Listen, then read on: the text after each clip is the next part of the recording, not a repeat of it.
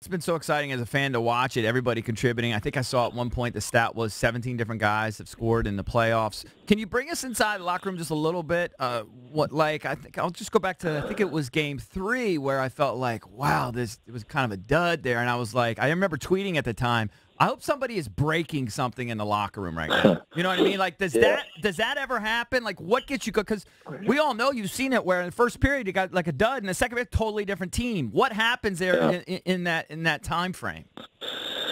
Yeah, well, when you get in the room, obviously, everybody kind of thinks about how the period went, and our guys will speak up, and then Barry will come in and say his piece, and guys for the most part know, when we're playing good and when we're playing bad, and will take it upon themselves to be better. And there's definitely times when things need to be said in the room, and we've managed to be really resilient and respond to. We've usually came back and next game or the next period. Right. Just the way our group is, I think we've managed to rebound pretty well, and you need that in the playoffs. You need to just bury it, move on, and just find a way to be better. I'm curious. So you play Vegas Monday night in Game 1, and then you're going to have an off day in Vegas. Will that be something that's discussed with the team? Will guys be allowed to gamble and kind of let loose a little bit? What's it going to be like on the off day? Because that's a lot of time between games. Because typically when you'd play Vegas, you would be probably flying out of there the next day. Now all of a sudden you're there for 3 days or 4 days. Yeah. Yeah. You know what? There'll be a lot of time for having fun and everything when we win. So I think guys are pretty focused. We'll have guys will probably stay in the hotel for most of it. Guys will walk around. I don't know if guys will be really gambling, maybe, but we'll be in the hotel just preparing for our game. There'll be a lot of time for extracurriculars after we're done for sure. But it's definitely a city. It's definitely a city where there's a lot of distractions. There's no denying that. But also it's going to be a big stage, and guys are focused. Guys aren't going to be fooling around.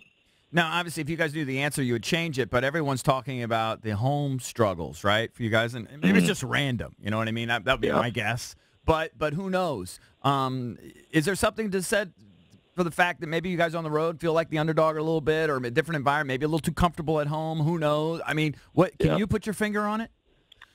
I don't think so. I think sometimes that's the way it goes. Sometimes maybe you try and be too fancy at home and put on a show for your fans, and when you're on the road, you're just playing simple and you're not really thinking about all the extra stuff. But I think it's just the way it's worked out.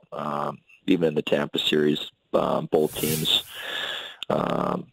we won 3 on the road. They won 3 here. So it's just the way it worked out. It's a weird thing that sometimes I've been on teams where it's been the complete opposite, where you can't win on the road, and it seems like this year we just find a way to win on the road, and that's a big plus for our group. We obviously need to find a way to win a couple games here at home if we're going to win this thing. So I'm a casual hockey fan who just falls in love with you guys come to playoffs.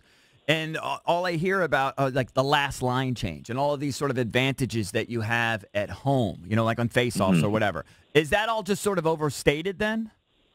No, I don't think so. I think at home Barry will have the last line change, so they'll throw their lines out, and then he'll decide which forward line, which D is going to go out against that thing. So I think there maybe be a little bit more thinking when you're at home. When you're on the road, your name is just getting called, and you're just going on the ice and just playing, and the other coach has to kind of react to what you're doing. So I think in a way for players, I think that's a little easier when you're on the road, just because you don't have to worry about that.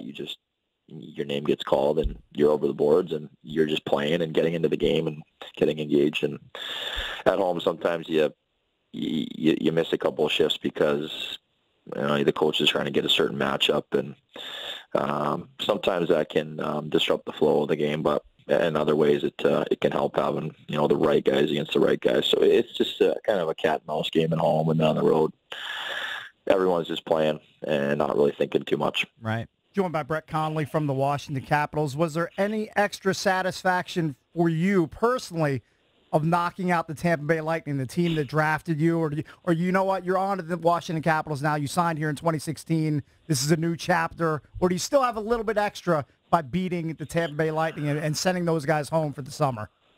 Yeah, it was definitely, I'm not going to lie, it was a hard series. I know a lot of those guys really well, and there's so much on the line to go into the Stanley Cup Finals, so it was a hard series. It was one of those things where when the puck drops, there's no friends. It was there were some battles out there with guys that I know really well, and definitely nice, to move on to the Stanley Cup Finals and to beat those guys. It was definitely a bittersweet feeling.